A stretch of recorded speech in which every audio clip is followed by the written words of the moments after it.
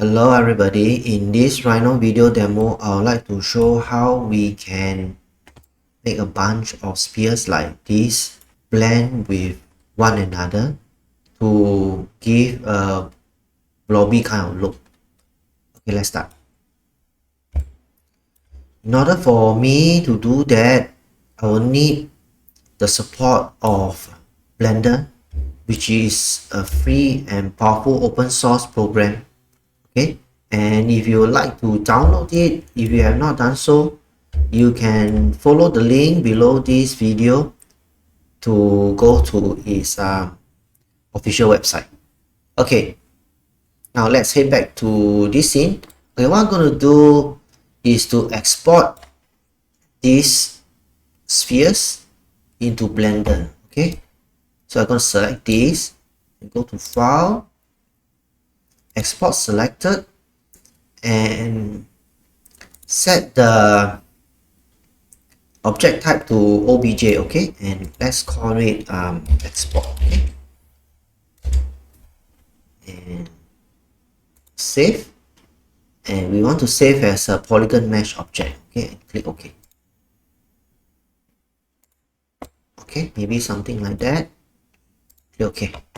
So now let's head over to Blender. Okay, I've already fired up Blender, and let's delete the default cube. Okay, and I'm going to import the exported obj into Blender. Okay, so I'm going to File, Import, obj wavefront.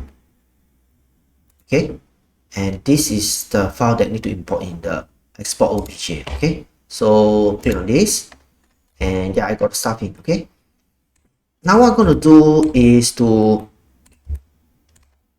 use the metal ball object to sort of place them in the same position as these balls or spheres that were imported from Rhino. Okay, I think let me turn this on.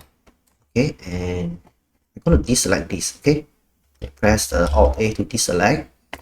Okay, and then go to Add, metal ball. Okay, so I got one metal ball here, and I'm going to scale this. Okay, I'm going to press the S key to scale it. Okay,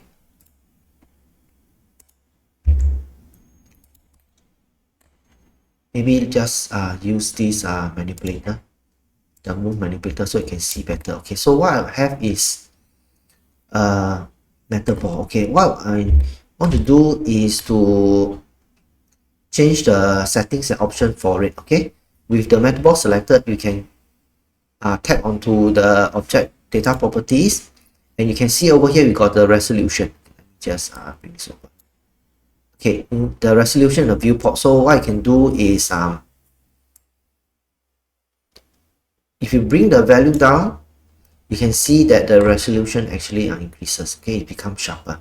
Okay, and then you also have stuff like the influence threshold, which will affect how the influence of each sphere will be in relation to the other objects around it. Okay, so with this put to the side, we want okay, I'm going to place it over our original sphere that was imported from Rhino. Okay, so maybe something like that. Okay, a little bit bigger. Okay, and then let's make duplicate of this metal ball by using the Shift plus D hotkey. Okay, so Shift plus D, and let's move it over here. Okay, see, and you can see that there is area of blending where the two spheres overlap. Okay, and you can actually control these blends by using this influence threshold. Okay, you see, yeah, the influence threshold actually controls the amount of blending, I'll say. Okay, So I think I'll set this to 0. Maybe I'll set this to value of 1. Okay, but you can see that the object is smaller, the sphere is smaller, so maybe I need to scale it up myself. Okay, something like that. And then if you select this, okay,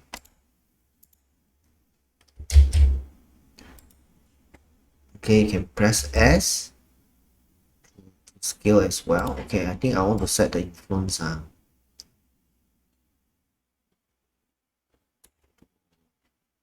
something like that.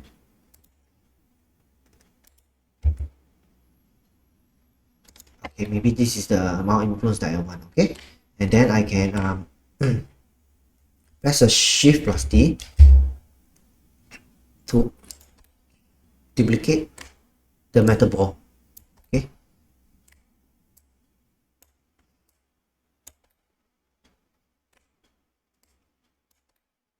something like that. Okay, one more Shift plus D and move it here. And in this case here, our ball over here is actually a smaller one. Press the S key to scale the ball. Okay, something like that. Okay, something like that. Okay, so maybe this is what I want. And let's bring this stuff into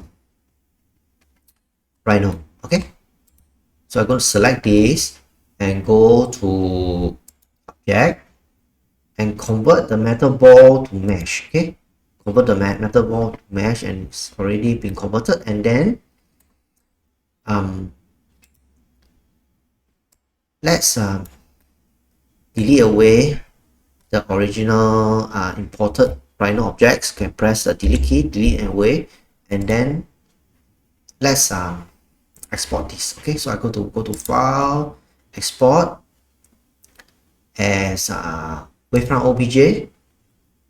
Okay, and let's call it blob or something like that. Okay, I can call it blob. Okay, export obj, and now let's bring it into Rhino.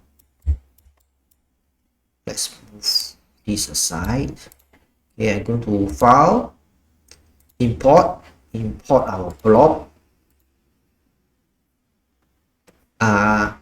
Remember to click on this map OBJY to Rhino Z, otherwise the orientation will be incorrect. Okay, so we got our object in. Okay, unfortunately it's made out of lots of meshes, and I need to convert it into something usable, eventually into a NURBS object. Okay, in order for me to do that, what I'm going to do is to use the sub-D toolbars quad remesh, one of my favorite tools in Rhino version 7. Okay, so we're going to use the quad remesh to convert this, okay, initially to sub-D, and then we will do another conversion of the sub-D to NURBS. Okay, so I'm going to click on this quad remesh, select this, enter, and we can play with these values to experiment until you get your desired result. Okay, so I don't think I need to have high edges. I want to convert to sub-D. I'm going to click a preview.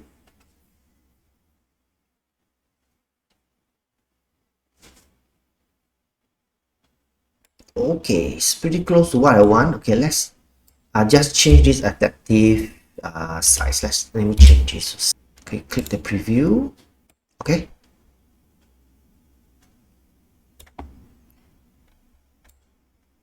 if you're satisfied with this area, you can use this value, but I think let's set the quad size to be higher, 600.